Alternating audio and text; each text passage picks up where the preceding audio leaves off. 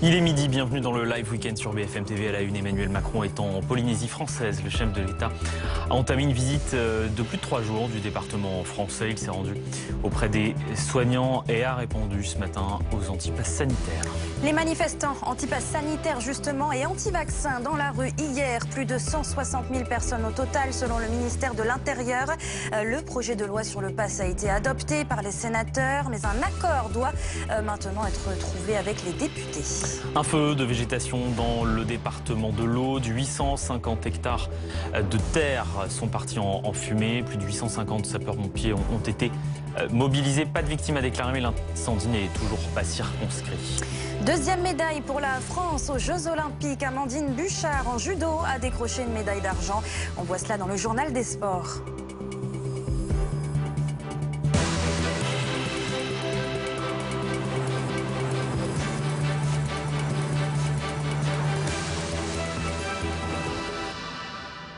Dans l'actualité, donc, cette première visite d'Emmanuel Macron en Polynésie française, le chef de l'État s'est rendu à l'hôpital de Tahiti. Il a aussi répondu aux manifestants d'hier. Écoutez les précisions de notre envoyé spécial Loïc Besson.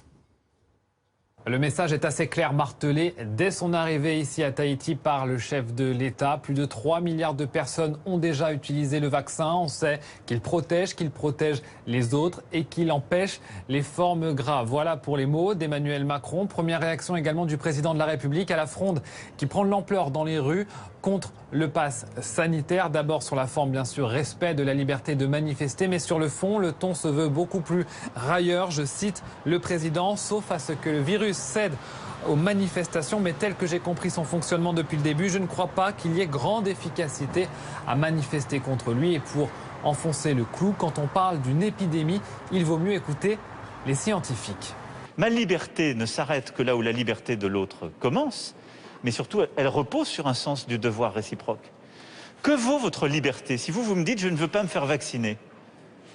Mais si demain vous contaminez votre père, votre mère ou moi-même, je suis victime de votre liberté, alors que vous aviez la possibilité d'avoir quelque chose pour vous protéger et me protéger. Et au nom de votre liberté, après-demain, vous allez peut-être avoir une forme grave, vous allez arriver à cet hôpital. Ce sont tous ces personnels qui vont devoir vous prendre en charge. Et peut-être qu'ils devront renoncer à prendre quelqu'un d'autre, déprogrammer une opération au nom de votre liberté. Ça n'est pas ça la liberté. Ça s'appelle l'irresponsabilité. Ça s'appelle l'égoïsme. Une société ne tient que quand la liberté de chacun est respectueuse de l'autre. Responsabiliser les Français devant les soignants du centre hospitalier qu'il a rencontré, ça prend tout son sens. J'espère que nos citoyens mesurent la chance qu'ils ont d'avoir des gens comme vous. Esprit de résistance, appel à l'unité, voilà d'autres thèmes invoqués par le président de la République comme le contre-pied aux critiques de ses opposants et des opposants au pass sanitaire. Et David Guiraud, porte-parole de la jeunesse LFI, nous a rejoint. Bonjour. Quand vous entendez le discours d'Emmanuel Macron, il monte d'un ton. Qu'est-ce que vous en pensez? Est-ce que vous pensez que ça suffira à accélérer la vaccination, à faire en sorte que les gens aillent se faire vacciner, à les responsabiliser? Je ne suis pas sûr qu'insulter les gens, ça les aide à convaincre. Moi, encore une fois, la position de l'Organisation mondiale de la santé, c'est essayer de convaincre, pas de les contraindre. Et ce qui se passe aujourd'hui, c'est qu'on est en train de contraindre des gens. Parce que être vacciné, moi je suis pour la vaccination, j'appelle les gens à se vacciner. Mais c'est différent d'être vacciné et d'accepter une société où on se fait virer de son boulot si on n'est pas vacciné. Où l'employeur a dit, Madame Borne, la ministre du Travail, que l'employeur va vérifier si votre passe sanitaire est valide tous les jours. Voilà, c'est ça. C'est une société où en fait les gens se regardent et se méfient des autres. Alors que je pense que le ciment de l'unité nationale, ça reste quand même la confiance. Et on est en train de détruire la société de confiance et de créer une société où tout le monde se méfie. Et puis surtout, ça a des conséquences, ce pass sanitaire. Là, j'ai vu les entrées en salle de cinéma, par exemple. Moins 70% entre mardi et mercredi.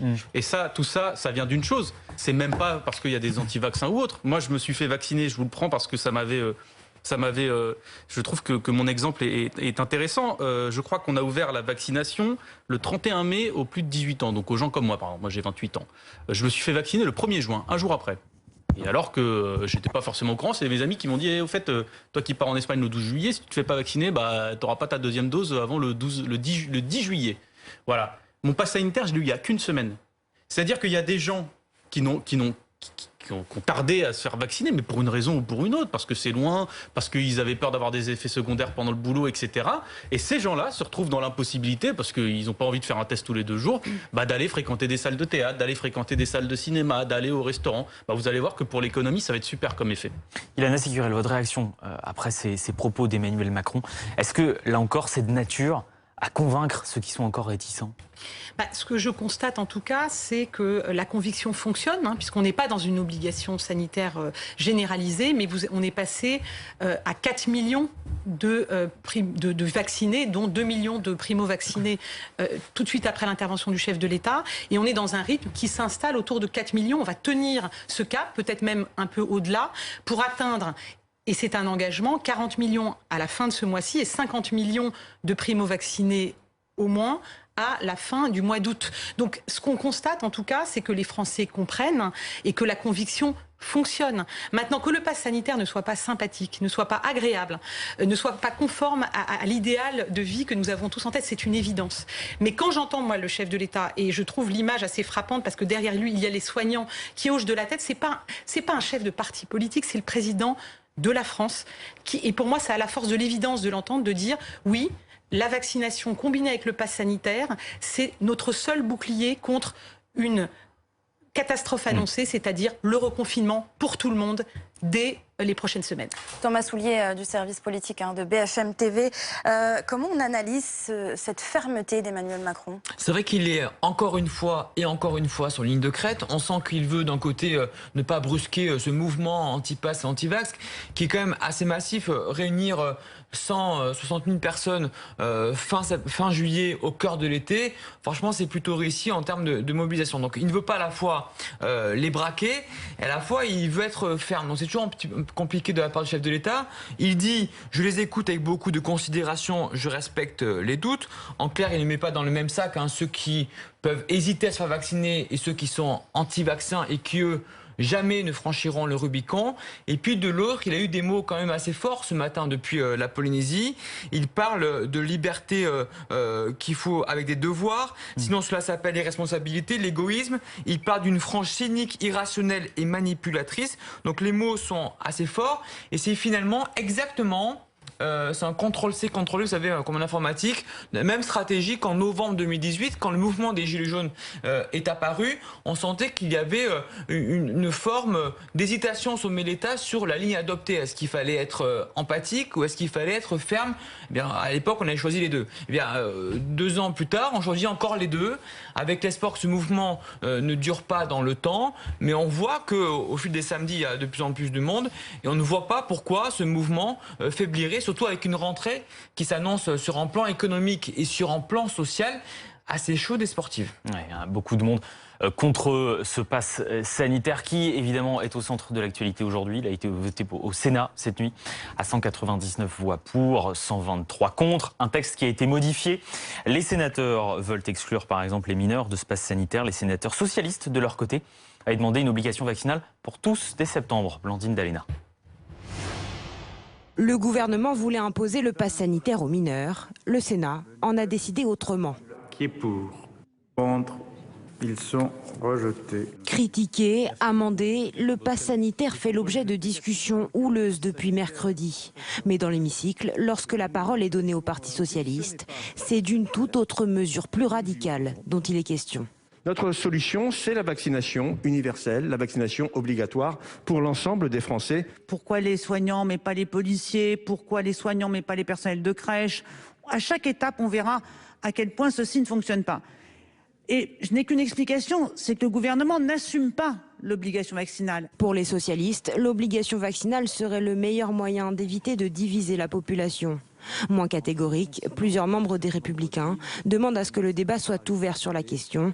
Pas encore à l'ordre du jour pour la majorité. Avant de menacer d'armes ultimes ou d'outils qui seraient très mal vécus, comptons sur ce sens des responsabilités des Français, comptons sur leur fraternité, leur envie de se retrouver et donc d'aller se faire vacciner. Durant sa dernière allocution, Emmanuel Macron n'a cependant pas exclu cette hypothèse en fonction de l'évolution de la situation sanitaire. Et on accueille sur ce plateau William T. Bonjour. Bonjour. Alors vous êtes président du think tank Le Millénaire. Cette obligation vaccinale, vous en pensez quoi? Moi je pense qu'on aurait dû imposer l'obligation vaccinale pour les personnes à risque. Parce qu'en fait, ce qu'on a depuis la stratégie d'Emmanuel Macron depuis janvier, c'est de limiter la situation des hôpitaux, donc se concentrer sur les admissions d'hôpitaux et plutôt que sur le nombre de cas. Alors que là, il a plutôt changé de stratégie depuis le discours du 12 juillet. Il se concentre plutôt sur le nombre de cas plutôt que sur les admissions dans les hôpitaux. Alors que nous disposons que de 2 armes. Un, ce sont les restrictions de liberté, mais il veut les éviter au maximum. Et 2, c'est le vaccin. Le vaccin permet de lutter très efficacement contre les formes graves.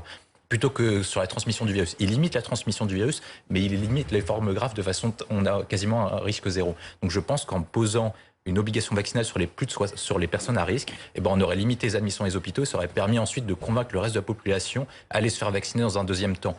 La difficulté pour Emmanuel Macron, et on l'a vu lors de la manifestation, c'est si la manifestation dure jusqu'à fin août et qu'on arrive en septembre et que le nombre de cas est toujours élevé, vu que c'est le paradigme qu'on a pris en grippe, et ben du coup on a une difficulté, c'est-à-dire qu'éventuellement, pour limiter le nombre de cas, on devra se concentrer sur une seule chose, c'est la question des écoles. Est-ce qu'on mettra un pass sanitaire pour les enfants, pour les collégiens et les lycéens? Et à ce moment-là, la manifestation qui concentre essentiellement des anti-pass, des anti-vax, peut se propager à l'ensemble de la population et devenir explosif pour Emmanuel Macron. À cette manifestation, David Guiraud, vous en êtes satisfait hier? 160 000 personnes selon le ministère de l'Intérieur, c'est plus que ce que présageait le gouvernement.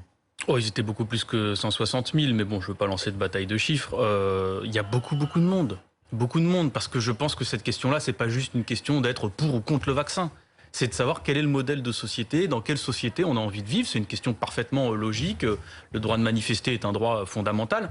Et je dis ça parce que je ne veux pas laisser dire, comme je l'ai entendu là tout à l'heure, que la solution miracle au variant Delta, c'est le vaccin. Parce que si vous refaites l'histoire, ce n'est pas la mise en place du pass sanitaire qui ni a empêché l'arrivée du virus et ni ne va l'empêcher parce qu'il est déjà là. On a rouvert le pays le 31 mai. On l'a rouvert. On a ouvert la vaccination aux plus de 18 ans le 31 mai. Le 9 juin, 10 jours plus tard, on ouvre toutes les vannes. Bon, et ben, au moment où on a rouvert le pays, l'immense majorité des personnes de moins de 50 ans, qui sont les personnes qui transmettent le plus le virus, n'avaient pas reçu de vaccination. Et le variant Delta était déjà là. C'est la raison pour laquelle vous avez des scientifiques ou des responsables politiques, je pense à Jean-Luc Mélenchon, il y en a d'autres, qui ont dit attention à la 4e vague, parce qu'il y a un variant Delta et en même temps les gens ne sont pas vaccinés. Et donc c'est pas du tout le pass sanitaire qui est en mesure de répondre à ça. Oui, à long terme, la vaccination, c'est... Eh ben, justement, la vaccination, c'est important pour lutter contre les virus. Mais ça fait depuis longtemps qu'on dit que ça peut pas être le seul moyen. Donc là, pas de vaccination obligatoire selon vous non plus? Non, il faut pas. Mais c'est pas une bonne idée. Et surtout, moi, je vois des choses qui m'inquiètent un peu. Ça, je suis pas devin, je suis pas médecin, mais quand je vois que le gouvernement est en train de nous dire qu'à partir du moment où on est vacciné, on peut plus être cas contact.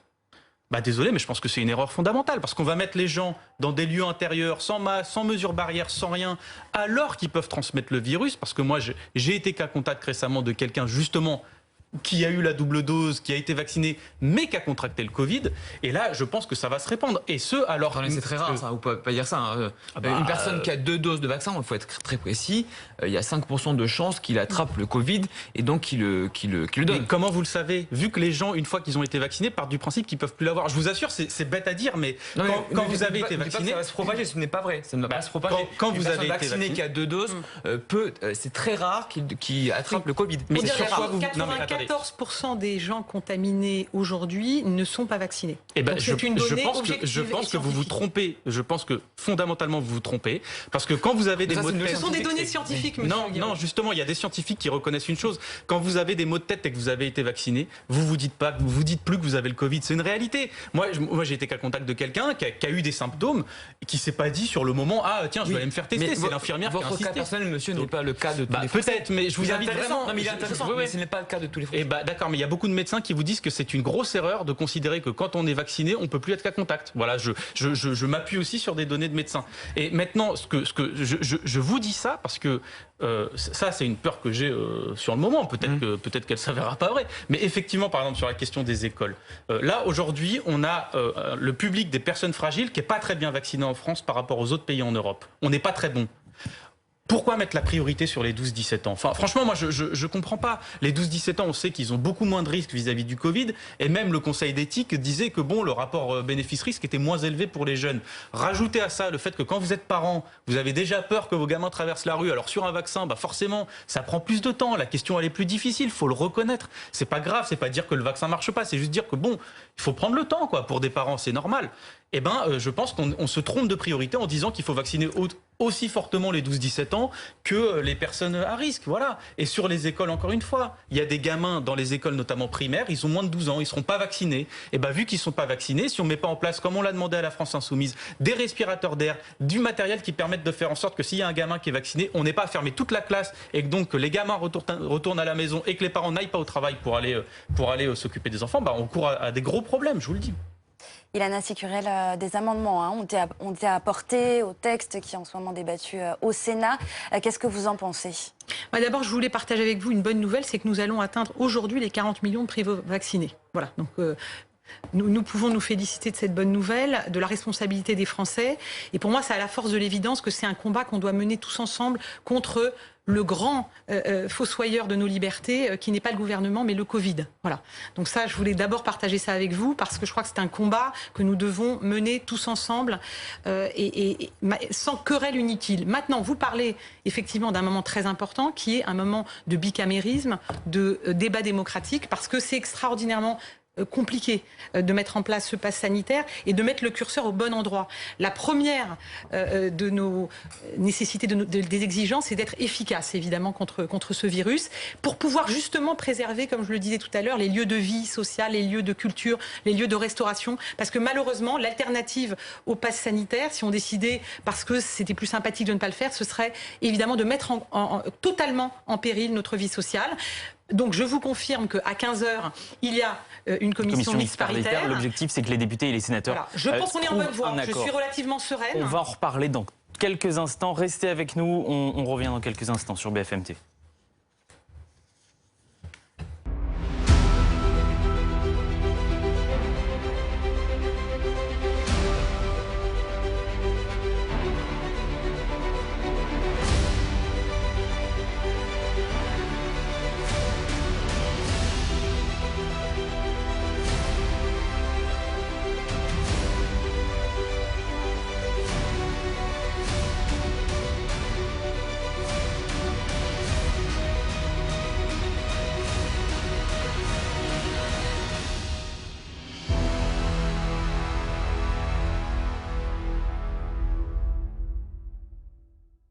« 24 h sur 24, 7 jours sur 7, en live ou en replay, toutes les chaînes RMC BFM sont réunies sur la toute nouvelle plateforme à la demande RMC BFM Play. Où que vous soyez, partout, tout le temps, quand vous voulez.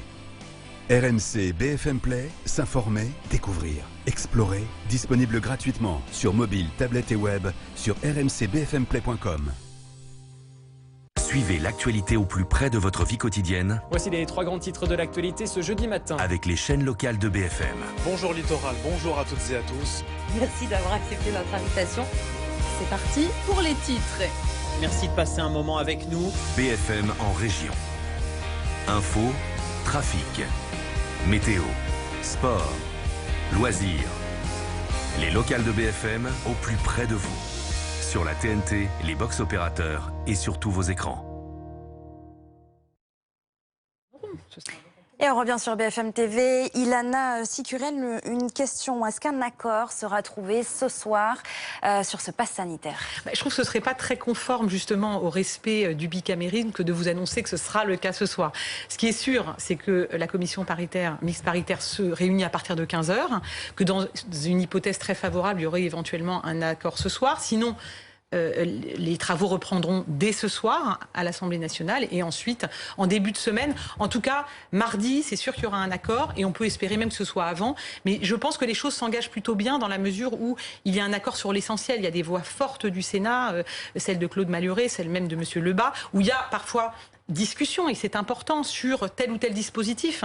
Mais la logique la sagesse qui consiste en fait à mettre en place un pass sanitaire justement pour préserver ce que nous pouvons dans un contexte difficile de nos libertés est acquise. Donc je suis confiante sur la bonne tenue de ces débats qui sont importants et sur lesquels il ne faut pas trancher maintenant, évidemment. William T, admettons qu'un accord soit trouvé. Est-ce que vous pensez que le mouvement anti-pass sanitaire, anti-vaccin peut continuer?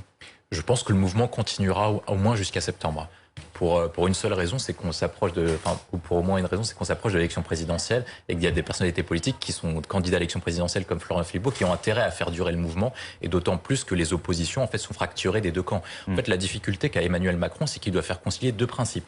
La liberté et l'égalité, d'où la position sur le pass sanitaire. Les socialistes sont plutôt pour l'égalité, donc c'est pour ça qu'ils sont pour l'obligation vaccinale pour tous, en disant que comme ça tout le monde sont égaux, alors que la droite est plutôt pour la liberté, donc du coup recule sur quelques mesures spécifiques du pass sanitaire, notamment sur la question des 12-18 ans, etc. Donc en fait la difficulté pour Emmanuel Macron, je pense, c'est de comme il a déjà dit qu'il refusait l'obligation vaccinale, c'est de pouvoir en fait voir le nombre de contaminations. Le moment clé, ça va être fin août, début septembre, au moment de la rentrée des classes. Si le nombre de contaminations est encore élevé, il y a un véritable risque dessus, parce que je pense que vu la stratégie qu'il emploie, il incite très fortement, voire c'est quasiment une obligation vaccinale de fait, pour augmenter le nombre de vaccinés. Par contre, il y a une difficulté, c'est de toucher les 20-30 derniers % de Français qui refuseront la vaccination. Parce qu'actuellement, nous, ce qu'on voit sur Emmanuel Macron, c'est qu'il arrive à s'adresser à environ 66-75% de la population, mais qu'il y a environ 25% de la population qui refuse toute la parole présidentielle. C'est ce que Brice Teinturier, le sondeur de l'Ipsos, appelle les plus rien à faire, plus rien à foutre, qui sont en dehors de tout le champ politique, qui n'écoutent pas les informations. Et c'est là où c'est ces 20%-là en fait, qu'Emmanuel Macron n'arrivera pas à toucher. Et comme l'immunité collective, telle décrite par Jean-François Delfasier, est à 90%, il y aura un gap de 15 à 20% de la population. Merci à tous pour ces premières réponses. On va parler du virus. Les clusters se multiplient dans les campings. Adrien Portron, vous êtes à Saint-Raphaël, dans le Var. Dans ce camping, tout a été mis en place pour contrôler le pass sanitaire. Est-ce que ça marche ?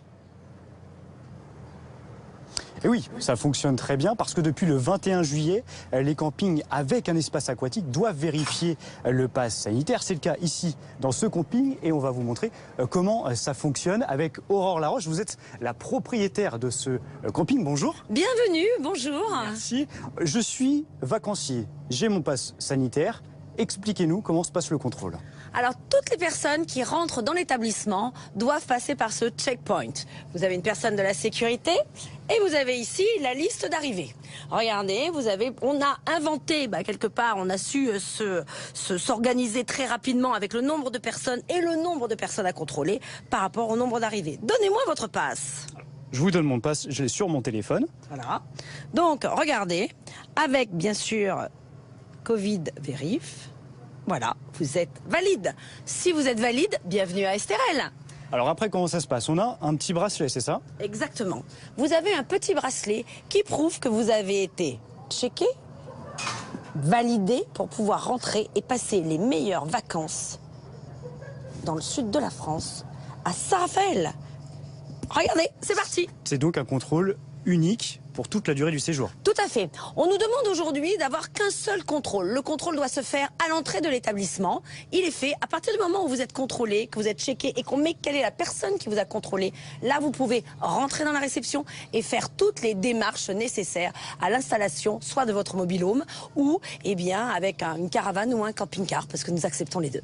Très bien, merci beaucoup Aurore Laroche. Et donc, une fois que j'ai récupéré mon petit sésame, je peux profiter des joies du camping. Il y a quand même des exceptions. Et les campings qui, eux, ont juste des hébergements ou des emplacements ne sont pas soumis à ce contrôle du pass sanitaire. Merci beaucoup Adrien Portron. Tout de suite, le journal des sports. Votre programme avec Lazerostop, votre spécialiste stop tabac. Prenez rendez-vous sur lazerostop.com.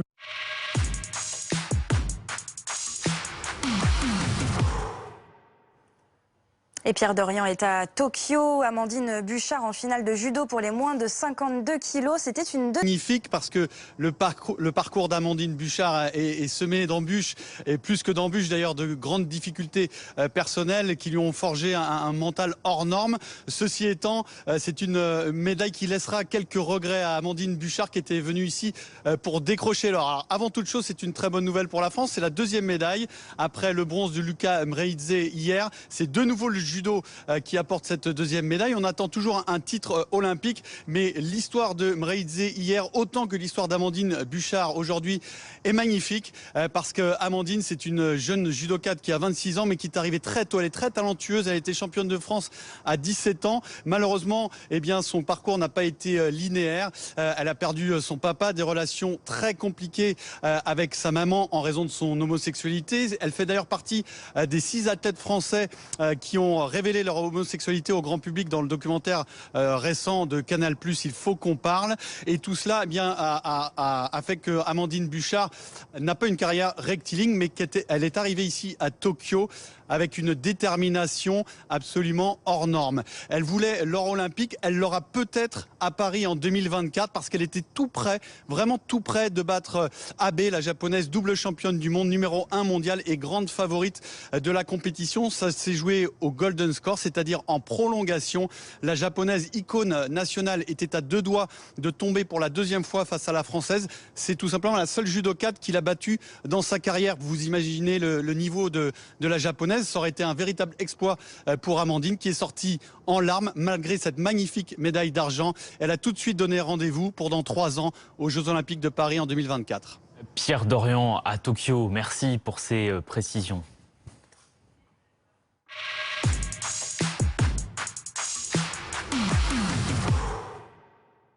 C'était votre programme avec Lazerostop, votre spécialiste stop tabac. Prenez rendez-vous sur lazerostop.com. Et c'est les vacances maintenant. Votre programme avec Magnolia.fr. Changez votre assurance de prêt et économisez sur Magnolia.fr, comparateur en assurance de prêt immobilier.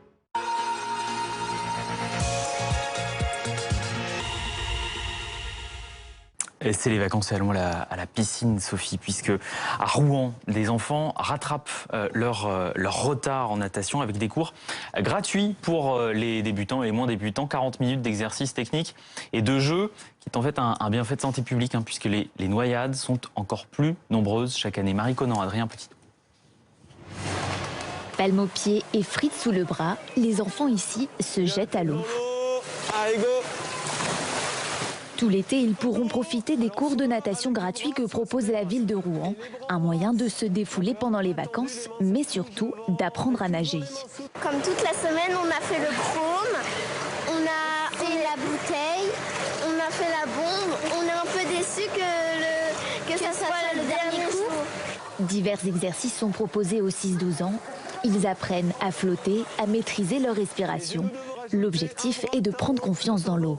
D'être autonome sur une dizaine de mètres au moins, d'être capable, si on tombe d'un bateau quand on est en mer ou en lac, de rejoindre le bord ou d'avoir une autonomie de 10 mètres, 10 ou 20 mètres. Ces cours ont aussi une visée préventive. Cette année, 314 noyades, dont 79 mortelles, ont été recensées en juin et début juillet. Une hausse de 22% par rapport à la même période en 2018. La conséquence aussi de la crise sanitaire. Pendant 1 an et demi, dû à la Covid-19, vous avez eu des interruptions sans cesse au niveau des cours municipaux. Les enfants n'ont pas pu venir à la piscine. Et même si un enfant sait nager et qu'il se sent comme un poisson dans l'eau, il est toujours bon de garder un œil sur lui. Voilà, super.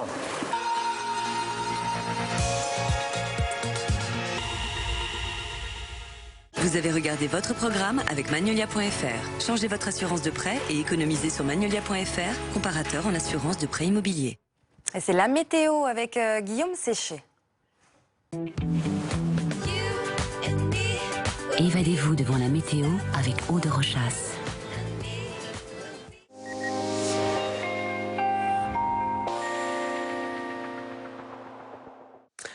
Alors aujourd'hui, le temps ensoleillé et chaud, eh bien, il faudra aller le chercher près de la Méditerranée, hein, comme d'ailleurs hier, avec des températures de 30 degrés environ cet après-midi et des températures de l'eau de mer très agréables, 21 à 26 degrés entre donc Montpellier et l'est de la Corse. Partout ailleurs, c'est plutôt un temps perturbé avec donc cette influence dépressionnaire. Une dépression actuellement centrée sur la Normandie qui progresse très lentement vers le nord et à l'avant de laquelle donc circule de l'air chaud en provenance d'Afrique du Nord, d'où des températures beaucoup plus élevées donc dans le sud-est. On retrouve ces nuages et ces précipitations ce matin sur toutes les régions du nord et de l'ouest. Et cet après-midi, principalement au nord de la Loire, avec d'ailleurs un petit risque d'orage, un petit peu comme hier d'ailleurs, entre le bassin parisien et le nord-Pas-de-Calais. Sachez d'ailleurs que cette dépression a été responsable d'inondations donc en Belgique, avec encore des cumuls de précipitations vraiment impressionnants du côté de Dinan. Cet après-midi, donc les températures feront le grand écart entre donc cette fraîcheur qui persiste près de la dépression vers Cherbourg, 21 degrés seulement, et cette chaleur en Méditerranée, donc 33 degrés à Marseille. Sachez que demain, la situation va assez peu évoluer avec toujours cette instabilité, notamment sur la partie nord de la France et toujours ce temps ensoleillé et chaud dans le sud-est, notamment près de la Méditerranée. Donc des températures demain matin à peu près similaires à celles de ce matin, 1 degré de moins peut-être. Et demain après-midi, eh bien, on ira de 21 degrés à Lille et jusqu'à 32 degrés à Marseille.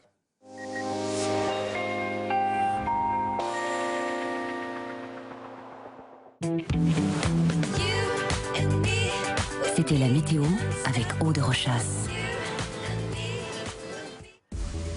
Et il est bientôt 12h30. Si vous nous rejoignez, bienvenue dans le Live Weekend. À la une, l'incendie dans l'Aude n'est toujours pas fixé. Il s'est déclaré hier en fin de journée. Bilan actuel, plus de 850 hectares de végétation ravagés par les flammes.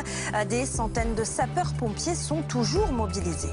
Emmanuel Macron est en Polynésie française. Le chef de l'État a entamé une visite inédite du département. Il s'est adressé aussi aux anti-pass sanitaires. Aucune liberté n'existe sans devoir, dit le chef de l'État. Le Sénat adopte le projet de loi sur le pass sanitaire, mais avec toutefois des amendements. Rien n'est joué. Le texte doit passer en commission cet après-midi. Et puis deuxième médaille pour la France, aux Jeux Olympiques. Amandine Buchard en judo décroche une médaille d'argent. On voit ça dans le journal des sports.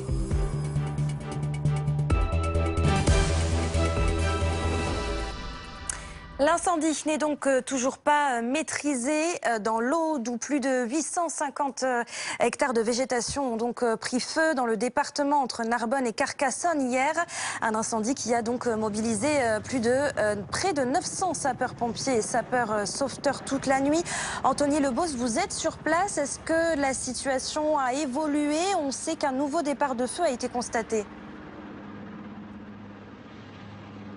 Le feu n'est toujours pas maîtrisé, il est même resté très actif jusqu'à 3 h du matin avant que les sapeurs-pompiers n'observent une légère atténuation de son intensité. Mais il y a toujours des points à risque qui représentent une zone en toit sécurisée d'environ 25 km de lisière. Et tout l'enjeu depuis ce matin, c'est d'agir vite pour les sapeurs-pompiers parce qu'il fait de plus en plus chaud, il souffle de plus en plus fort, le vent peut souffler jusqu'à 40 km/h et il fait de plus en plus sec et cela peut occasionner des reprises de feu. C'est notamment ce qu'il s'est passé à Fontcouvert où le feu a été maîtrisé par des moyens aériens, des hélicoptères mais aussi des pompiers au sol.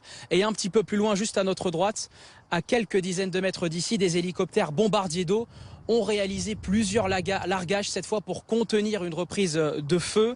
Il est très difficile pour les pompiers ici de contenir ce feu parce que les massifs qui ont été touchés sont très difficiles d'accès, aussi parce que la végétation ici de chênes, de pinèdes, de garrigues brûle très vite. Un mot du bilan humain, il n'y a pas eu de blessés ni du côté des sapeurs-pompiers ni du côté des habitants, pas de nouvelles évacuations non plus, et tous les habitants qui ont été relogés hier ont pu rejoindre leur domicile aujourd'hui s'ils le souhaitaient. En tout cas, depuis ce matin très tôt, ce sont toujours 850 pompiers qui sont mobilisés.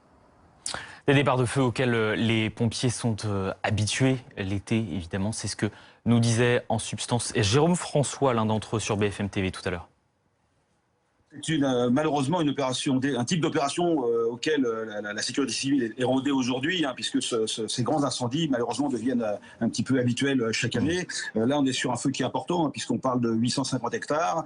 Alors la doctrine en France, c'est principalement deux choses. C'est une attaque massive. On a entendu parler de 9 avions bombardiers d'eau. Il y a des Dash qui, eux, c'est 10 tonnes d'eau qui sont larguées à chaque fois. Des Canadair, c'est 6 tonnes d'eau qui sont larguées largués à chaque fois. Donc voilà, premier principe, c'est une attaque massive pour essayer d'assommer le feu. Et puis le deuxième principe, qui est vraiment une spécificité française également, c'est le maillage du territoire d'une part, avec beaucoup de centres de secours très bien répartis sur l'ensemble du territoire, mais surtout des renforts. Hein. Il y a des colonnes de renforts qui arrivent des départements voisins. On est organisé en zone de défense et il y a des renforts qui viennent des départements voisins parce que les pompiers de l'Aude sont confrontés à ce feu, mais également à d'autres, puisque il faut le signaler, il y a d'autres départs de feu dans l'Aude et donc c'est très compliqué de se concentrer uniquement sur ce feu-là.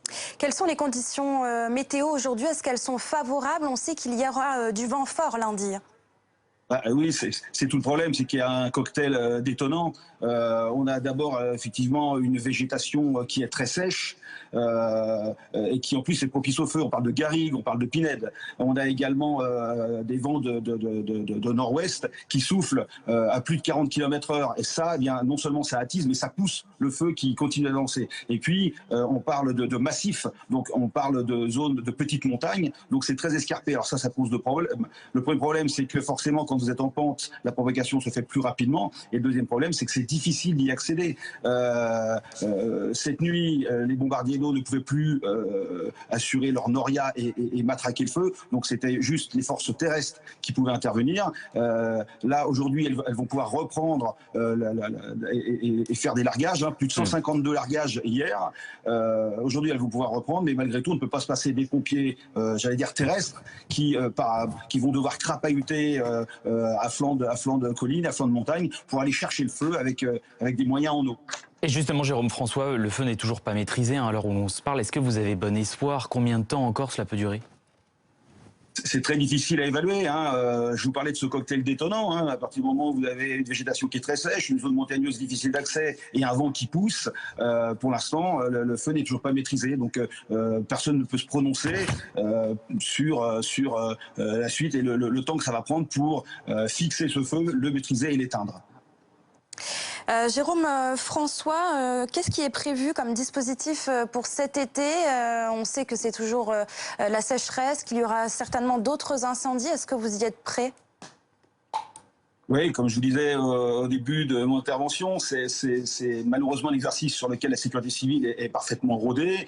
Il y a tout d'abord le fait de surveiller, donc il y a des tours de guet, il y a également des avions qui survolent pour, dès qu'il y a un départ de feu, le prendre tout de suite à la racine et le matraquer. Il y a donc ces moyens aériens qui permettent d'intervenir rapidement et massivement, et puis le maillage du territoire, et puis cette notion de renfort entre départements et également entre zones, et puis l'appui des moyens nationaux qui peuvent venir appuyer les pompiers locaux.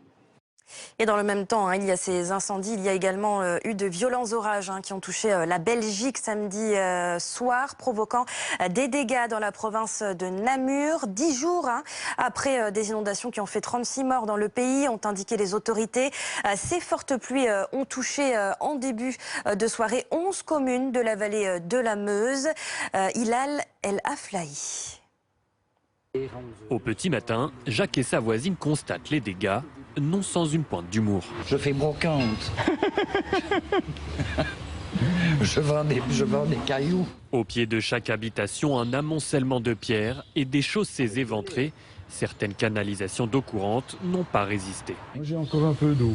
Moi, je me suis lavé avec de l'eau en bouteille. S'il garde le sourire, Jacques reste choqué par la violence des intempéries de la veille qui a pris de court tous les habitants. Tout d'un coup, l'orage s'est terminé et la vague de boue est arrivée venant d'ici derrière. Presque à 1 mètre d'eau directement qui a tout emporté. Et puis cette eau a continué avec la même force et de plus en plus fort pendant plus d'1 heure. En fin de journée, les rues de Dinan se sont transformées en de véritables rivières. Des torrents de boue déferlent sur la ville. Plusieurs véhicules de riverains sont balayés et se retrouvent projetés quelques mètres plus loin, obstruant ce passage à niveau. Si les autorités ont déblayé les voitures durant la nuit, les dégâts restent considérables aux abords de la gare. Les sinistrés, eux, évacuent la boue de leur logement avec les moyens du bord. On a eu 50 cm d'eau. C'est entré dans les caves par les soupiraux. On n'a pas trop de dégâts au rez-de-chaussée, mais dans la cave, il y a une moto, une voiture et tout a été inondé, quoi. Ces intempéries interviennent 10 jours après les terribles inondations qui ont fait 36 morts dans la province de Liège, ce qui inquiète grandement les élus de Dinan. Ici, de manière assez étrange, sur un mois et demi, il y a eu à certains quartiers de la ville de Dinan 4 à 5 inondations. Donc c'est quand même de trop. Les riverains sont lassés de ces situations, donc il faut qu'on fasse quelque chose. Au total, les fortes pluies ont touché près de 11 communes, dont Namur, la capitale de la Wallonie, où plusieurs maisons ont dû être évacuées après l'effondrement d'une chaussée. Et Kevin Fleury du service météo nous a rejoint. Bonjour Kevin. Bonjour. Regardons aussi ce qui se passe en Chine, puisqu'en Chine, c'est un typhon qui là occupe les autorités et qui a commencé à toucher l'est du pays. Oui, en effet. Alors on disait à l'instant pour la Belgique, elle a été de nouveau touchée par les intempéries. C'est exactement la même chose pour la Chine, qui a été très durement touchée également ces derniers jours par les intempéries, notamment par les pluies. Alors là, on a le typhon Infa qui est en train de se rapprocher notamment de la région de Shanghai. Ce que l'on surveille, bien sûr, c'est le vent pour ce type de phénomène, des rafales jusqu'à 180 km/h, mais surtout la pluie très très importante. Vous le voyez en ce moment sur cette carte, il est vraiment au plus près des côtes chinoises. Vous allez voir cette animation où on voit cet enroulement. Plus c'est rouge, plus c'est violet, plus les rafales de vent sont importantes. Et donc, je le disais, ces fortes précipitations qui là aussi vont toucher des territoires déjà fortement touchés ces dernières heures, ces derniers jours par des intempéries, par de fortes pluies. On attend donc de nouvelles inondations. Je le rappelle, également lors de ce phénomène, on observe ce qu'on appelle une marée de tempête. Donc ça aussi, c'est un phénomène surveillé sur la côte chinoise avec une surélévation du niveau de la mer, peut-être de 2 à 3 mètres en raison de la pression atmosphérique et surtout des fortes rafales de vent qui viennent pousser l'eau contre les côtes. Merci Kevin Fleury du service météo de BFM. On parle d'un tout autre sujet maintenant, la mobilisation hier. Ils étaient donc plus nombreux que la semaine dernière à manifester dans plusieurs villes de France. Plus de 160 000 personnes selon le ministère de l'Intérieur. Anti-pass, anti-vax et ou gilets jaunes. Emmanuel Macron s'est exprimé à ce propos depuis la Polynésie française. Chacune et chacun est libre de s'exprimer dans le calme, dans le respect de l'autre. Sauf à ce que le virus ne cède aux manifestations, mais tel que j'ai compris son fonctionnement depuis le début, je ne crois pas qu'il y ait grande efficacité à manifester contre lui.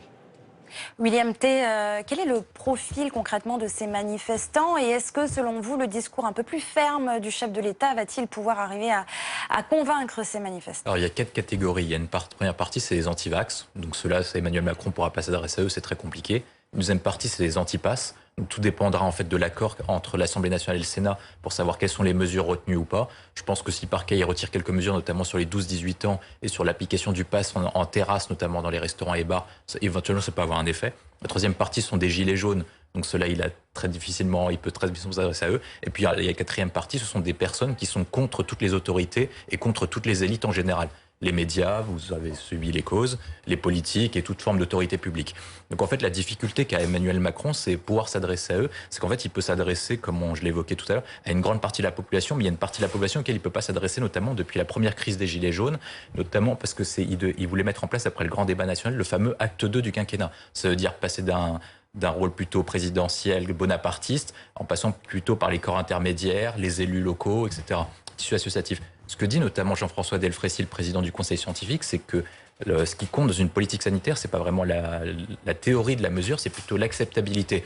Et en fait, comme il doit s'adresser à atteindre un taux d'immunité collective à 90%, comment il fait pour s'adresser aux 20-30 derniers pourcents qui sont pas réceptifs à son discours? Le seul moyen, c'est de passer par les associations, les élus locaux et tous les différents corps intermédiaires. Ilana Sicurel de La République En Marche, au-delà des corps intermédiaires et des élus locaux, je crois que l'exécutif aujourd'hui, pour convaincre les réticents et cette frange de réticents qui peut être convaincue encore, eh bien, espère passer par les acteurs de santé locaux aussi, les médecins, les pharmaciens, les infirmiers. Ce sont eux aujourd'hui qui peuvent convaincre les derniers réticents.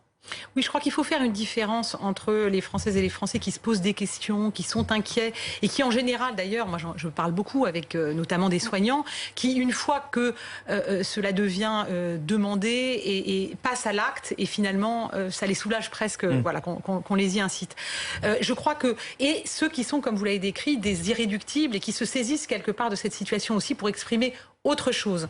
Maintenant, ce dont on doit se réjouir, la parole du président de la République ce matin depuis la Polynésie, c'est une parole de vérité, c'est une parole qui s'adresse à la responsabilité des Français, qui respecte aussi les Français comme étant partie de ce grand bouclier collectif que nous devons construire pour faire barrage au vaccin et au virus. Excusez-moi, voilà, j'ai besoin de vacances aussi.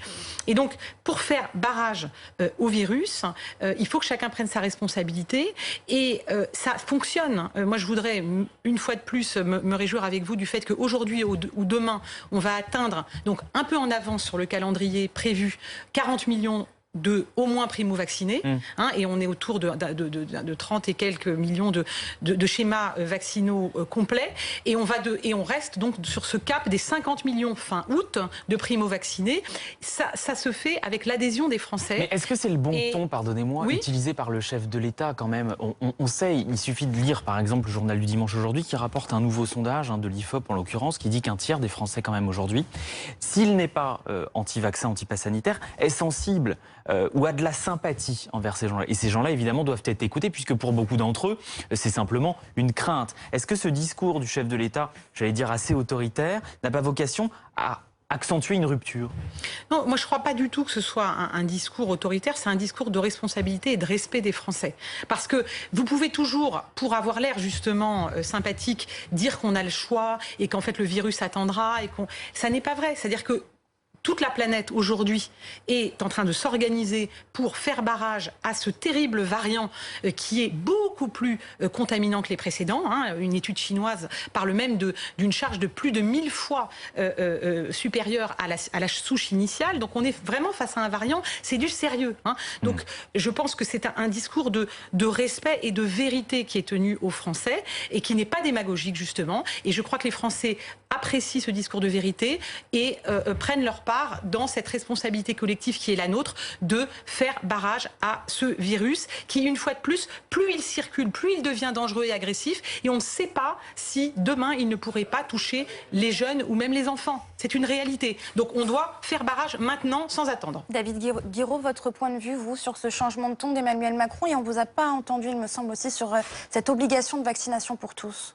Mais moi, quand j'entends Emmanuel Macron dire que les gens seraient irresponsables, mais moi je pose la question, qui est irresponsable, pardon?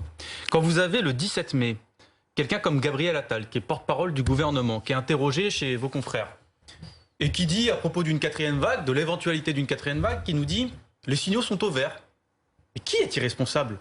Je veux dire, quand vous avez un gouvernement qui nous a expliqué pendant l'été, exactement comme l'année dernière, on nous a fait le même coup. On a fait un confinement, on est sorti. Le gouvernement a pensé que pendant l'été, ça allait se passer tranquillement, qu'il n'y avait plus besoin de rien faire. Et donc les Français, quand ils ont vu des gens qui leur disent que les signaux sont au vert, ils se sont dit je vais me faire vacciner en septembre. Il y a plein de gens qui se sont dit ça, faut être honnête. Donc qui est irresponsable dans les signaux qui sont mis? Et puis, le deuxième vous avez toujours été pour une grande rigueur, on le sait, LFI a toujours soutenu la rigueur, y compris pour les manifestations dans les rues de Paris, on s'en souvient.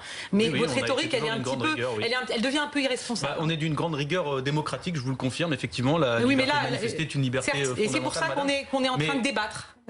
Oui, mais la liberté de manifester, du coup... Mais la cohérence, ça fait du bien aux Français aussi, la cohérence dans le discours. Mais du coup, je ne comprends pas votre argument. Et l'autre chose que j'entends, c'est oui, on a des libertés, mais on a aussi des devoirs. Moi, je la connais bien, cette phrase. C'est la phrase des gens qui, en vérité, ne sont pas très concernés par les libertés et qui sont très concernés par les obligations. Enfin, c'est comme quand vous êtes avec votre chien, vous le caressez, allez hop, sois gentil, et puis tu auras un nonos après. Ça ne marche pas comme ça. Les Français ont été obéissants, très obéissants, pendant toute l'épidémie. Pardon, il y a un problème de confiance aujourd'hui qui est posé. Et j'ai l'impression qu'on est en face de gens, qu'on est gouverné par des gens qui ont acté que c'était plus possible de considérer qu'une partie de la population allait les écouter, et donc on allait simplement les obliger. Vous voulez pas votre passe sanitaire, vous êtes viré. Vous voulez pas votre passe sanitaire, vous avez plus d'activité sociale. Je pense que fonctionner de cette manière, c'est destructeur. C'est destructeur. Et quand j'entends la ministre du Travail qui dit que l'employeur devra vérifier tous les jours la validité du passe sanitaire, mais on se dirige vers quoi? Moi, je suis pas anti-vaccin, je suis vacciné, j'appelle à se vacciner. En revanche, c'est pas une société dont on veut. Vous n'êtes pas anti-vaccin, vous êtes anti-pass sanitaire, en tout cas tel qu'il est aujourd'hui dans ses contours. Contre l'obligation vaccinale aussi. Et contre l'obligation vaccinale, qui est née notamment un des amendements des sénateurs socialistes hier. Qu'est-ce que vous proposez à la France Insoumise aujourd'hui, à la place de ce pass sanitaire immédiatement? Est-ce que c'est pas tout de même la moins mauvaise des solutions? Non, parce que je pense que ça va créer plus de confusion qu'autre chose. Déjà, ça va créer aussi des dégâts économiques, parce que que on en parlait tout à l'heure, mais dans les salles de cinéma, l'audience est en train de chuter à cause de ça. On propose des choses qui sont d'abord simples. Par exemple, aller vers les publics fragiles. Allez vers eux, parce que quand vous regardez la carte des personnes non vaccinées, c'est pas la carte des anti-vax machin, c'est la carte des inégalités économiques qui est décalquée sur la carte des aller inégalités vers, c'est notre mot vaccinales. d'ordre. Comment? C'est l'action et le mot d'ordre et l'exigence, c'est aller vers les Français. Oui, sauf que ça n'a pas été fait vu qu'on est 15e en Europe sur la vaccination des personnes fragiles. Et comment donc on va ça, vers c'est par exemple, là, les médecins ont dit, écoutez, là, il y a une question de droit qui est vraie, c'est une vraie question quand même. C'est d'ouvrir un peu le carnet pour que les médecins aient accès aux numéros, notamment des personnes fragiles, pour les appeler, pour leur dire, il faut y aller, de s'appuyer plus sur la médecine de ville. Je rappelle que pendant un an, les médecins, notamment les médecins de ville, ont dit qu'on ne s'appuyait pas assez sur eux, parce qu'il fallait passer obligatoirement par l'ARS, etc. Sur l'isolement, ça fait un an qu'on en parle. Je me souviens notamment du député Éric Coquerel qui expliquait qu'en Seine-Saint-Denis, le préfet lui avait expliqué il y a 4 mois que l'État n'avait proposé que 50 logements aux volontaires pour pouvoir s'isoler. Moi, je ne pense pas que parmi les milliers de cas de personnes malades du Covid en Seine-Saint-Denis, il n'y avait que 50 volontaires. C'est juste que l'État ne s'est pas organisé pour proposer des isolements, à tel point que, vous vous souvenez du début, la stratégie au début d'Emmanuel Macron, c'était tester, tracer, isoler. On a complètement abandonné cette stratégie. On a fait une stratégie en 4 où l'isolement a disparu, et là ça revient, mais sous forme obligatoire. Et c'est ça que je critique et qu'on critique à la France Insoumise. C'est qu'à chaque fois, l'État ne se donne pas les moyens de mettre en place une politique publique sérieuse d'accompagnement, ne serait-ce que des volontaires sur la question de l'isolement. Mais par contre, ils reviennent, après avoir rien fait, ils disent maintenant c'est obligatoire. Si vous ne le faites pas, amende, vous êtes viré ou je ne sais pas quoi. C'est pas la bonne manière de procéder. William T, vous avez une autre opinion sur cette vaccination obligatoire? Oui, moi je pense que la priorité essentielle, c'est de vacciner les personnes à risque. Selon les chiffres qu'on m'a donnés, c'est pour les plus de 50 ans, il y a environ 4,9 millions de personnes qu'il faut vacciner. C'est principalement eux que le virus tue. Donc en fait, ça doit être ça la première priorité, plutôt que le pass sanitaire. Le pass sanitaire doit venir en complément si par cas la situation se dégrade.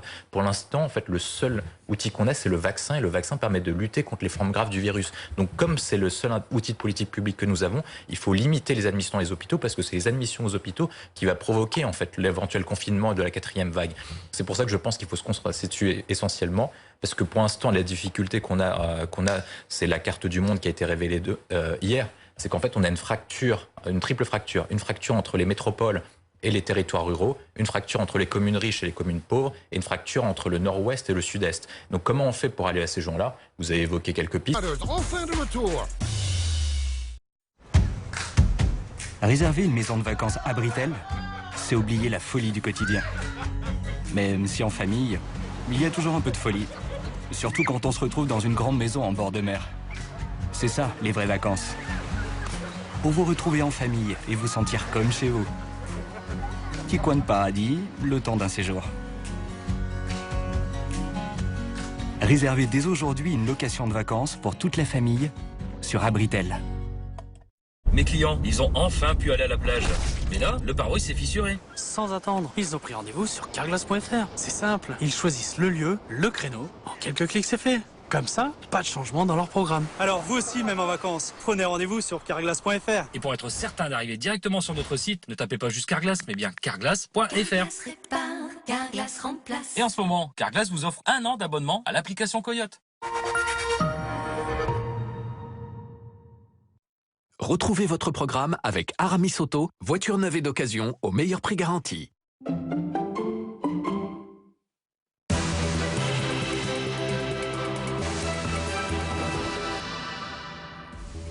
Il est 13h sur BFM TV. Bienvenue si vous nous rejoignez dans le live week-end. À la une, Emmanuel Macron en déplacement en Polynésie française. Premier déplacement du chef de l'État dans ce département français. Il a rendu visite aux soignants de l'hôpital de Tahiti et répondu aux antipasses sanitaires. Les manifestants anti-pass sanitaires justement et anti-vaccins dans la rue hier, plus de 160 000 personnes selon le ministère de l'Intérieur. Le projet de loi sur le pass a été adopté par les sénateurs, mais un accord doit maintenant être trouvé par les députés. Dans l'Aude, un feu de végétation s'est déclaré hier. 850 hectares de terre ont pris feu. Plusieurs centaines de sapeurs-pompiers sont mobilisés. Pas de victimes à déclarer, mais l'incendie n'est toujours pas circonscrit. Deuxième médaille pour la France aux Jeux Olympiques. Amandine Buchard en judo a décroché une médaille d'argent et la France est assurée d'une 3e médaille car Romain Canon est en finale pour l'épée. On voit cela dans le journal des sports.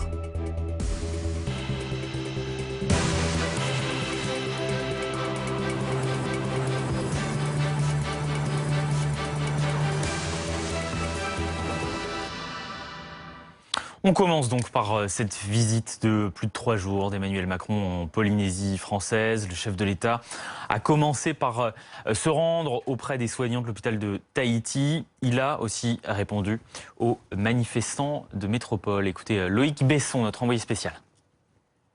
Le message est assez clair, martelé dès son arrivée ici à Tahiti par le chef de l'État. Plus de 3 milliards de personnes ont déjà utilisé le vaccin. On sait qu'il protège les autres et qu'il empêche les formes graves. Voilà pour les mots d'Emmanuel Macron. Première réaction également du président de la République à la fronde qui prend de l'ampleur dans les rues contre le pass sanitaire. D'abord sur la forme, bien sûr, respect de la liberté de manifester, mais sur le fond, le ton se veut beaucoup plus railleur. Je cite le président, sauf à ce que le virus cède aux manifestations, mais tel que j'ai compris son fonctionnement depuis le début, je ne crois pas qu'il y ait grande efficacité à manifester contre lui. Et pour enfoncer le clou, quand on parle d'une épidémie, il vaut mieux écouter les scientifiques.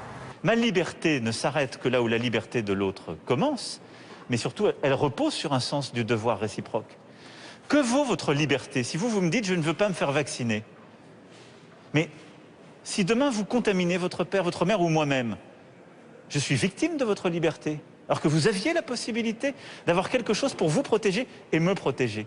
Et au nom de votre liberté, après-demain, vous allez peut-être avoir une forme grave, vous allez arriver à cet hôpital. Ce sont tous ces personnels qui vont devoir vous prendre en charge. Et peut-être qu'ils devront renoncer à prendre quelqu'un d'autre, déprogrammer une opération au nom de votre liberté. Ça n'est pas ça la liberté. Ça s'appelle l'irresponsabilité. Ça s'appelle l'égoïsme. Une société ne tient que quand la liberté de chacun est respectueuse de l'autre. Responsabiliser les Français devant les soignants du centre hospitalier qu'il a rencontré, ça prend tout son sens. J'espère que nos citoyens mesurent la chance qu'ils ont d'avoir des gens comme vous. Esprit de résistance, appel à l'unité, voilà d'autres thèmes invoqués par le président de la République comme le contre-pied aux critiques de ses opposants et des opposants au pass sanitaire. Et Thomas Soulier du service politique nous a rejoint sur le plateau. Thomas, ce changement de ton d'Emmanuel Macron, ça veut dire quoi? Ça veut dire que plus rien ne marche finalement, il faut s'affirmer. Il met en place une stratégie de communication qui est simple, c'est de faire le distinguo entre les indécis, les hésitants, et ceux qui sont anti-vaccins par définition. Alors avec la première catégorie de Français, il emploie un ton plutôt empathique, il dit je les écoute avec beaucoup de considération, je respecte les doutes, il considère qu'on peut encore les convaincre de franchir le Rubicon, de se faire vacciner. En revanche, avec les anti-vaccins, qui étaient en partie, je dis bien en partie hier dans la rue, là il adresse un message de fermeté en disant, on l'a entendu à l'instant, que le mot liberté n'était pas seulement un slogan de manifestation, c'était aussi une liberté avec des devoirs. Il a appelé donc ainsi à la responsabilité des Français et il les traite même d'égoïstes, de cyniques, d'irrationnels, de manipulateurs parfois. Les mots sont assez forts. Pourquoi il fait ça? Parce qu'il sait qu'il a l'opinion publique avec lui. Ce matin, un sondage dans le journal du dimanche qui explique qu'une très large majorité des Français ne soutient pas ces mouvements anti-pass ou anti-vax. Donc il espère jouer l'opinion publique contre cette frange minoritaire de Français. Va-t-il y arriver? À l'époque des Gilets jaunes, souvenez-vous, ça avait été très compliqué de retourner l'opinion publique en faveur de l'exécutif. Merci Thomas Soulier, David Guiraud, je me tourne vers vous. On l'entend, égoïste, cynique, irrationnel, sont des mots que vous entendez. Cynique et manipulateur. C'est quand même fort de café. Hein. Le 14 juin, vous aviez Olivier Véran chez vos confrères de Combini qui disait « je suis contre le pass sanitaire, il est pour ». En décembre, vous aviez Emmanuel Macron qui disait que le vaccin ne sera pas obligatoire. Bon, de fait, il est obligatoire, tout le monde l'a compris. Vous aviez la ministre du Travail, Elisabeth Borne, en 2020, pareil, qui disait qu'on ne se contaminait pas sur les lieux de travail. Maintenant, c'est obligatoire sur le lieu de travail, sinon vous êtes viré. Et d'ailleurs, l'employeur devra contrôler tous les jours la validité de votre passe sanitaire. Est-ce que ce ne sont pas des ajustements de toute façon nécessaires au vu de l'évolution de la situation épidémique qu'on ne maîtrise pas par avance? Alors, on ne maîtrise rien par avance. Je pense qu'il faut effectivement faire preuve d'humilité. Ceci dit, il y a depuis de nombreux mois des gens qui alertent sur le risque d'une 4e vague. Jean-Luc Mélenchon, beaucoup de médecins ont alerté sur ce risque-là. Donc effectivement, on ne contrôle pas tout. Peut-être qu'on n'aurait pas pu savoir que le variant était aussi contagieux. Mais n'empêche qu'on avait quand même du Royaume-Uni quelques indicateurs sur ça. Donc non, il fallait juste préparer la société à l'arrivée d'un variant contaminant. Et donc préparer, organiser différemment la société. La France Insoumise a fait des propositions, la société par roulement, d'autres types d'organisations qui consistent à dire qu'on va vivre avec un virus, qu'on peut vivre différemment, sans avoir à pulvériser nos libertés et à créer une société où ce qui règne, c'est la méfiance entre les citoyens et plus la confiance et le respect. Voilà, moi je pense qu'on peut s'organiser différemment. William T, comment est-ce que vous comprenez, vous, ce discours d'Emmanuel Macron qui appelle à la responsabilité de chacun ?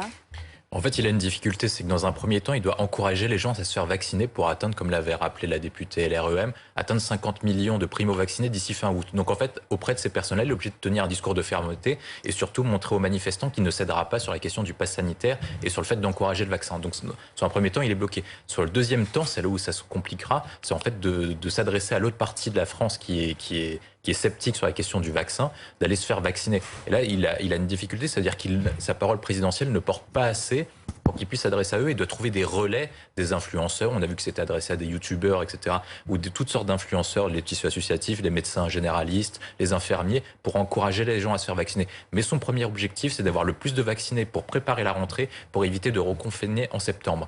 Et donc ensuite, maintenant, il a toujours une difficulté, c'est comme depuis les Gilets jaunes, c'est son fameux acte 2. Il n'a jamais réussi à théoriser parce qu'en fait, LREM n'a pas de soutien au niveau local. Ils n'ont pas de députés assez forts capables de relayer la parole présidentielle avec une influence locale, notamment avec, on l'a vu lors des élections régionales, ils n'ont pas d'élus locaux. Merci. Le projet de loi anti-Covid, justement, il est évidemment au cœur de toutes les attentions aujourd'hui puisqu'il a été voté par le Sénat cette nuit à 199 voix pour, contre 123. Un texte qui a été modifié. Les mineurs, par exemple, seront exclus pour les sénateurs du pass sanitaire. Une commission mixte paritaire va s'ouvrir à 15h pour tenter de trouver un accord avec les députés. Blandine Dalena. Le gouvernement voulait imposer le pass sanitaire aux mineurs. Le Sénat en a décidé autrement. Qui est pour ? Contre ? Ils sont rejetés. Critiqué, amendé, le pass sanitaire fait l'objet de discussions houleuses depuis mercredi. Mais dans l'hémicycle, lorsque la parole est donnée au Parti socialiste, c'est d'une toute autre mesure plus radicale dont il est question. Notre solution, c'est la vaccination universelle, la vaccination obligatoire pour l'ensemble des Français. Pourquoi les soignants mais pas les policiers? Pourquoi les soignants mais pas les personnels de crèche? À chaque étape, on verra à quel point ceci ne fonctionne pas. Et je n'ai qu'une explication, c'est que le gouvernement n'assume pas l'obligation vaccinale. Pour les socialistes, l'obligation vaccinale serait le meilleur moyen d'éviter de diviser la population. Moins catégorique, plusieurs membres des Républicains demandent à ce que le débat soit ouvert sur la question. Pas encore à l'ordre du jour pour la majorité. Avant de menacer d'armes ultimes ou d'outils qui seraient très mal vécus, comptons sur ce sens des responsabilités des Français, comptons sur leur fraternité, leur envie de se retrouver et donc d'aller se faire vacciner. Durant sa dernière allocution, Emmanuel Macron n'a cependant pas exclu cette hypothèse en fonction de l'évolution de la situation sanitaire.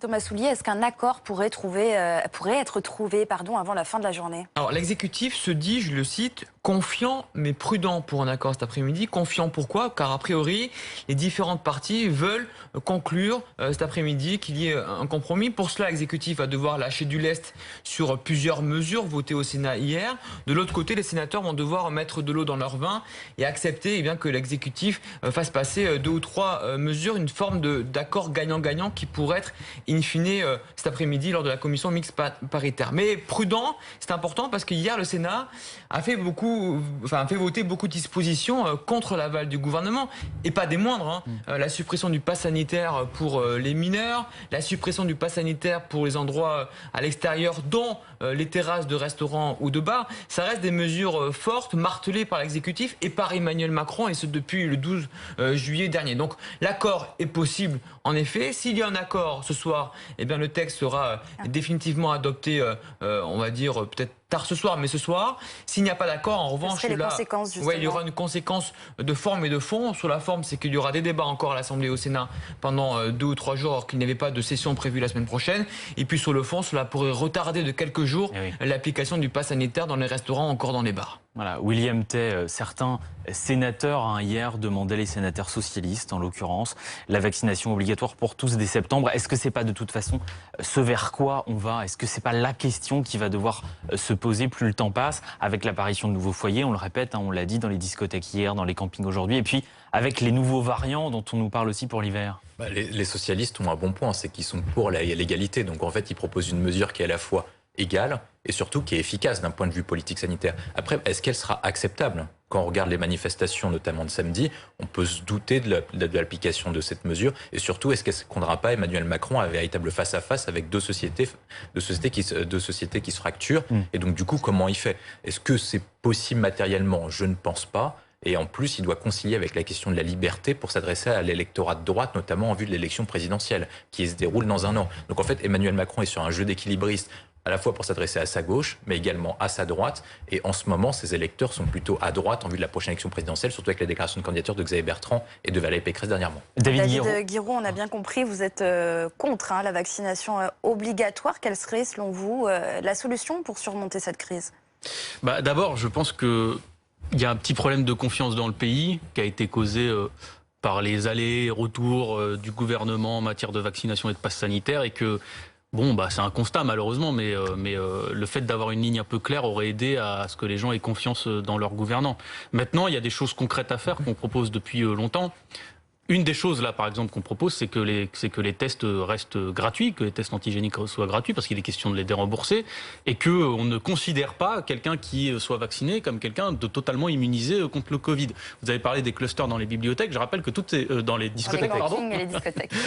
Il y en a aussi peut-être, mais c'est vrai que les gens sont moins bousculés à l'intérieur d'une bibliothèque. C'est moins festif, quoi. C'est ça.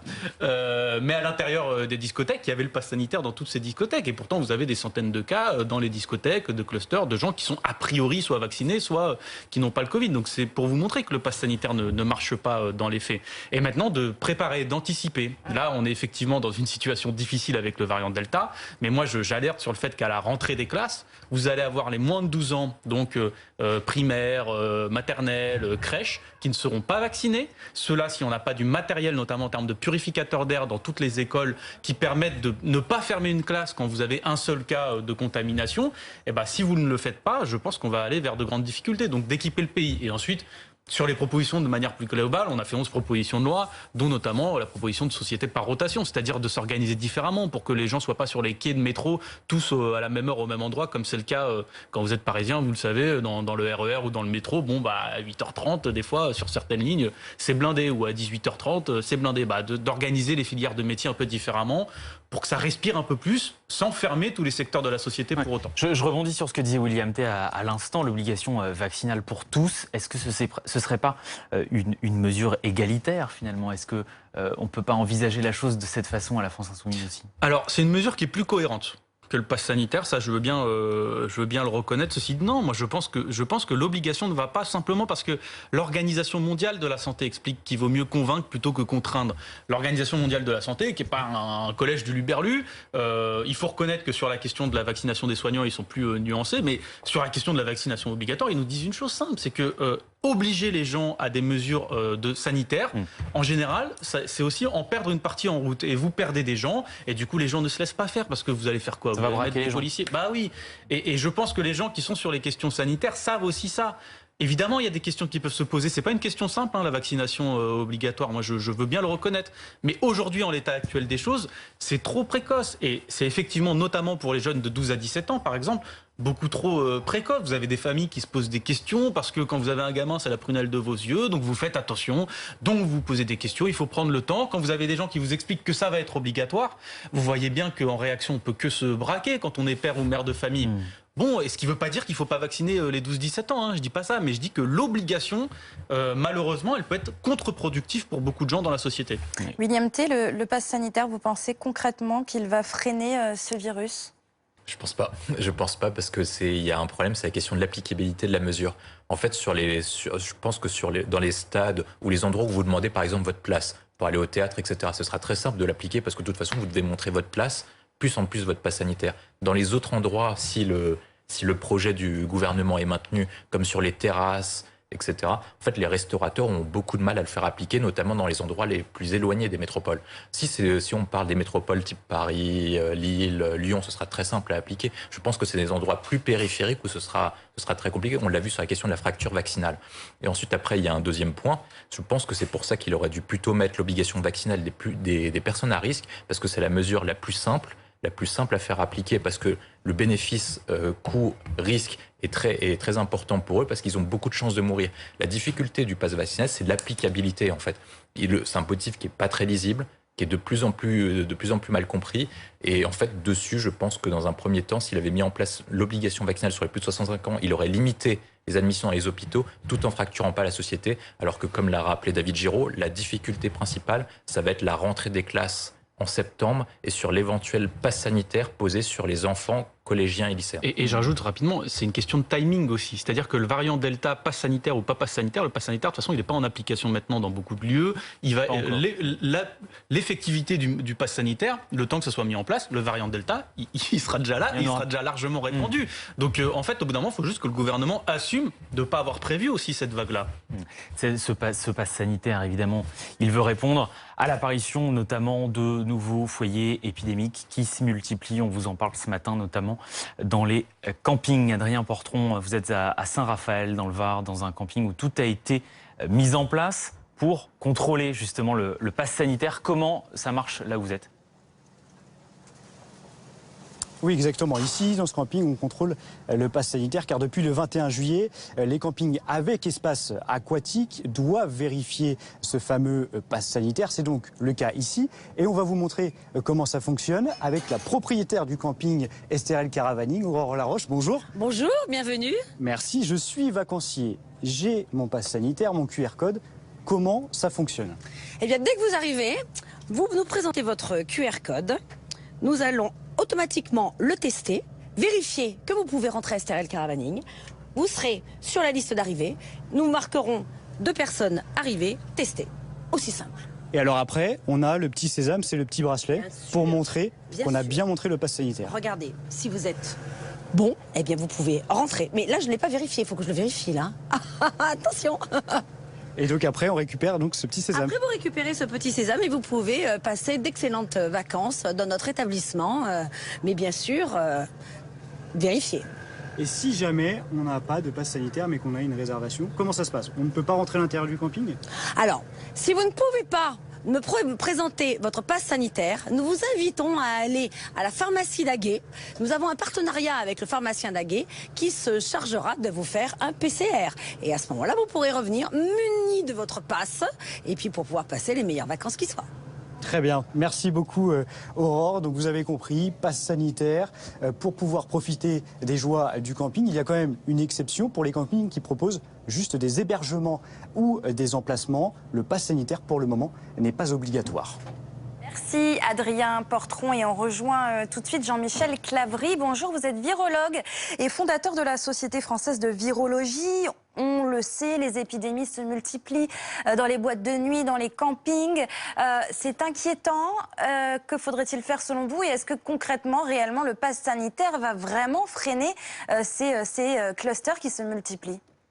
Alors, je vais avoir une voix un petit peu dissidente, pas par rapport aux intervenants, mais dissidente par rapport à la classe politique en général. Les gens qui sont dans la rue ne sont pas tous des gens qui pensent que la Terre est plate ou qu'ils sont anti-vax ou des extrémistes politiques. Il y a de vraies bonnes raisons, à la fois éthiques et scientifiques, à trouver que le pass sanitaire est quelque chose qui est à la fois inacceptable et probablement pas très efficace. D'abord, je vous renvoie pour les affaires éthiques, je vous renvoie à la défenseur des droits, Madame Claire Hédon, qui a émis 10 alertes parfaitement bien écrites, qui n'ont eu pratiquement aucun écho médiatique, ni d'ailleurs aucun écho politique. Donc je vous engage à l'interviewer pour qu'elle vous explique pourquoi les mesures actuelles du gouvernement, très brutales, ne se justifient pas véritablement. Mais sur le plan scientifique maintenant, qui est mon cas, où est la maladie? Vous avez encore parlé d'épidémie. On a pour l'instant une épidémie de cas. Alors, je vais vous donner un exemple très simple que j'écoutais ce matin sur France Info, excusez-moi, de M. Philippe Mortel, qui était directeur du cabinet de l'Agence régionale de santé de Haute-Corse,